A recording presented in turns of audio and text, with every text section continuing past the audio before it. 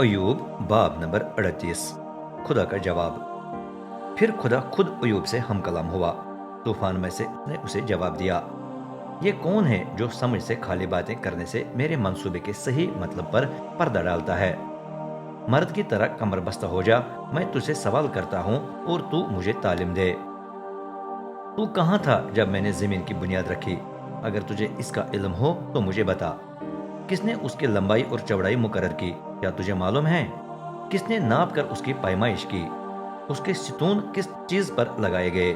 کس نے اس کے کونے کا بنیادی پتھر رکھا؟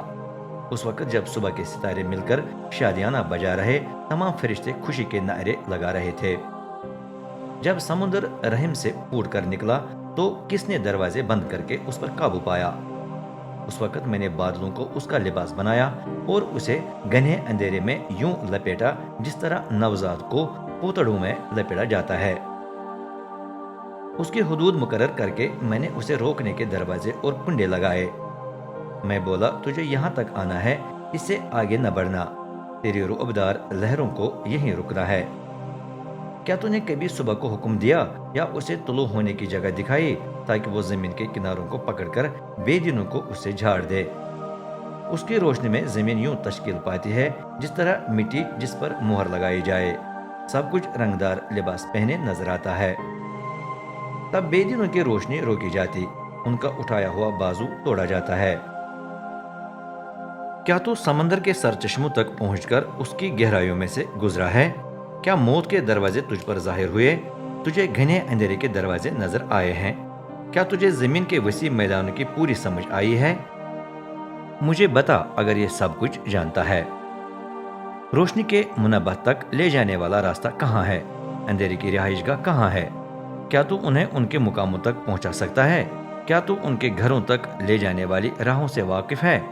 بے شک تو اس کا علم رکھتا ہے، کیونکہ تو اس وقت جنم لے چکا تھا جب یہ پیدا ہوئے، تو قدیم زمانے سے ہی زندہ ہے۔ کیا تو وہاں تک پہنچ گیا ہے جہاں برف کے ذخیرے جمع ہوتے ہیں؟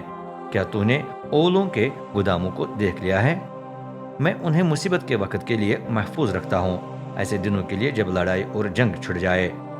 مجھے بتا اس جگہ تک کس طرح پہنچنا ہے جہاں روشنی تقسیم ہوتی ہے، یا اس جگہ جہاں سے مشرقی ہوا نکل کر زمین پر بکھر جاتی ہے؟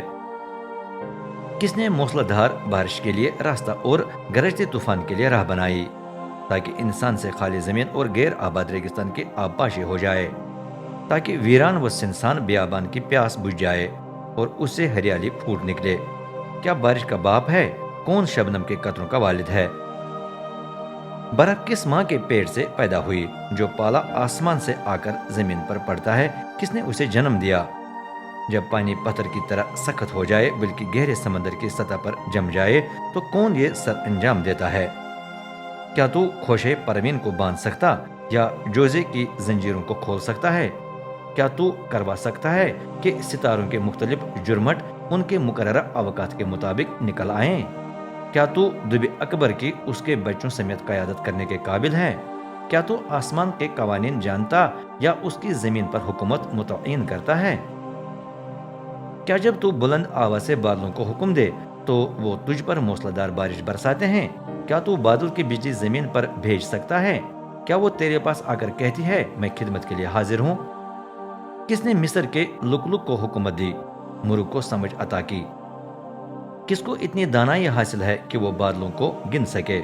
کون آسمان کے ان گڑھوں کو اس وقت انڈیل سکتا ہے جب مٹی ڈھالے ہوئے لوہے کی طرح سخت ہو جائے اور ڈھیلے ایک دوسرے کے ساتھ چپک جائیں؟ کوئی نہیں۔ کیا تو ہی شیرنی کے لیے شکار کرتا یا شیروں کو سیر کرتا ہے؟ جب وہ اپنی چھپنے کی جگہ ہوں میں دبک جائیں یا گنجان جنگل میں کہیں تاک لگائے بیٹھے ہوں؟ کون کوے کو خوراک مہیا کرتا ہے جب اس کے بچے بھوک کے باعث خدا کو آواز دیں اور مارے مارے پھریں؟